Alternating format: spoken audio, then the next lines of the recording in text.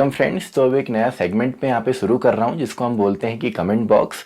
अब देखिए comment box में आप लोगों ने काफ़ी अच्छे अच्छे कमेंट करे। आपके कुछ बेसिक क्वेश्चंस होते हैं कंप्यूटर साइंस या सिंपली टेक्नोलॉजी से रिलेटेड। तो मैं कोशिश करूँगा इस सेक्शन के अंदर मैं इन सभी सवालों के जवाब आपको दे सकूँ।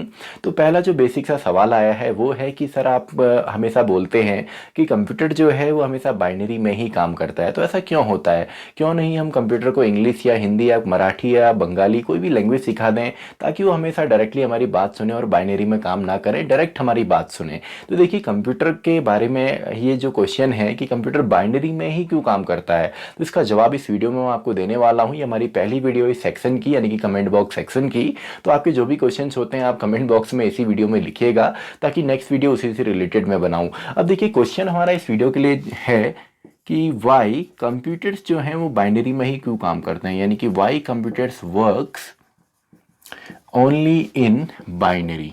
अब देखिए सबसे पहले बाइनरी को आप समझिए। बाइनरी मतलब जिसमें कि दो सिंबल्स हमारे यूज होते हैं 1 और 0, जिसको हम सिंपली यहाँ पे मशीन लैंग्वेज भी कहते हैं। मशीन लैंग्वेज भी इसको कहा जाता है। अब देखिए कंप्यूटर हमेशा बाइनरी लैंग्वेज में ही क्यों काम करता है, आंसर आपको ऑलरेडी पता है, मेरे को खाली आपको रिमाइंड कराना है। देखिए आपने बचपन से पढ़ा होगा कंप्यूटर क्या है। कंप्यूटर एक इलेक्ट्रॉनिक डिवाइस है। कंप्यूटर क्या है जी? इलेक्ट्रॉनिक डिवाइस है।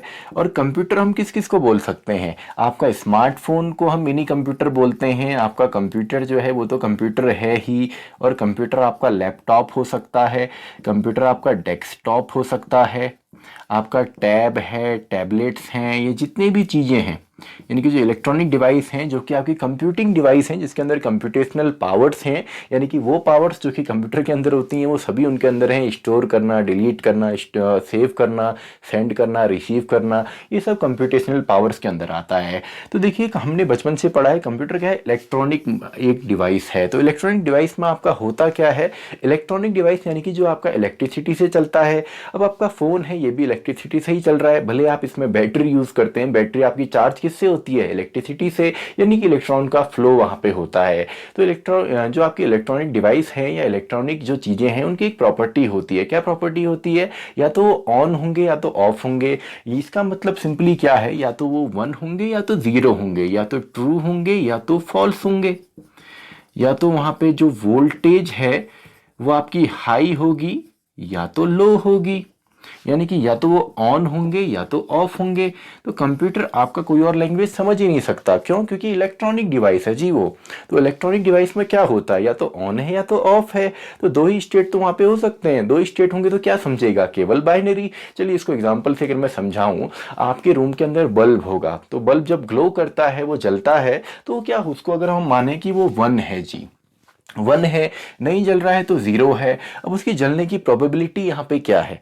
देखिए आपके रूम पे बल्ब अगर जल रहा है तो उसकी प्रोबेबिलिटी 1 है। क्यों? क्योंकि आपने स्विच उसको ऑन किया, लेकिन वो पावर कहाँ से आ रही है? आपके ऊपर मीटर होंगे जहाँ से मेन पावर सप्लाई होती है, तो वो भी 1 होना चाहिए। उसके बाद वो आ रहा है किसी न किसी पोल से जहाँ से उसकी सर्विस वहाँ पे आपको मिली है, यानी कि वो भी 1 होना चाहिए। देन पावर ग्रिड जहाँ पे एक्चुअली पावर जनरेट हो रही है वो भी 1 होना चाहिए। तो सभी अगर 1 होंगे तभी तो वो ऑन होगा, क्योंकि वो भी एक इलेक्ट्रॉनिक डिवाइस ही तो है।